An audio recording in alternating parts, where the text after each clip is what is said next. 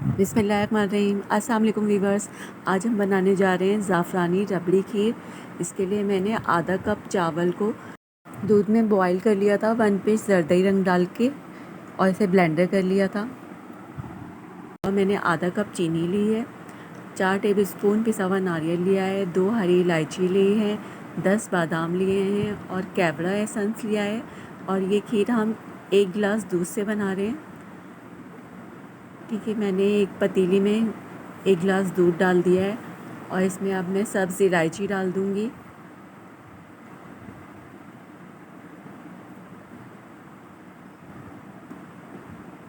फिर हम इसमें चीनी ऐड कर देंगे और इसे हम चलाते रहेंगे। मुझे चीनी ज़्यादा लग रही थी तो मैंने थोड़ी सी बचा ली है। आप भी अपने टेस्ट के मुताबिक डालिएगा। ठीक है, अब इस चीनी को जब तक ये हल ना हो जाए चलाते रहना है। और फिर मैं इसमें चावल पिसे हुए शामिल कर दूँगी। बहुत मज़े की खीर बनती है, आप लोग ज़रूर ट्राई कीजिएगा। इसको कंटिन्यूसली चलाना है हमें, वरना चावल नीचे लग जाएंगे। ये देखें, बहुत अच्छा सा बॉईल आ गया है। अब मैं हाई फ्लेम पर इसको पकाऊंगी और चलाती रहूँगी। ये कटे हुए बादाम डाल रही हूँ मैं। 1 टेबलस्पून मैंने केवड़ा एसेंस डाला है। अब इसे अच्छे से मिक्स करके हम चलाते रहेंगे तब तक जब तक ये ठीक ना हो जाए, क्योंकि हमें रबड़ी खीर बनानी है। मैंने इसमें पिसा हुआ नारियल भी ऐड कर दिया था। अब ये देखें, काफ़ी थिक हो गई है।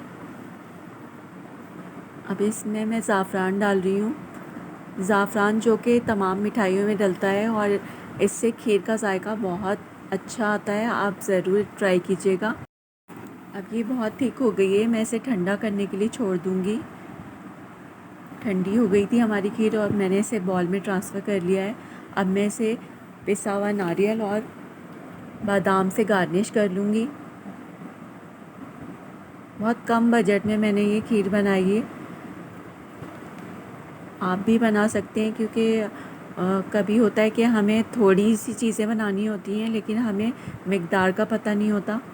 देखें, बादाम इस तरह से कटे हुए गार्निश कर दूँगी मैं।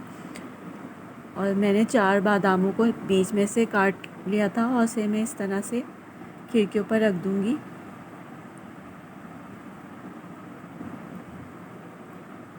आप लोग ज़रूर ट्राई कीजिएगा और मुझे अपना फ़ीडबैक दीजिएगा। मिलते हैं अगली वीडियो में, तब तक के लिए अल्लाह हाफ़िज़।